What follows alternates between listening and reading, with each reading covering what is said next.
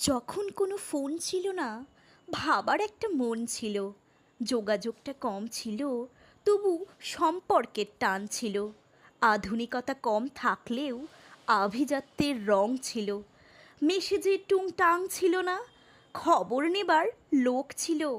সবাই তখন দূরে ছিল, তবু আত্মীয়তার সুর ছিল। ঝগড়া ছিল, ভাব ছিল, তবে লোক দেখানো কম ছিল। হাতের মুঠোয় ফোন ছিল না, ভালোবাসার মান ছিল। জানাজানিটা কম ছিল, গোপন অভিমান ছিল। জানার পরিধি কম ছিল, তবে জানার চেষ্টার জোর ছিল। কাজের অবসর ছিল, ভেবে দেখার ফাঁক ছিল।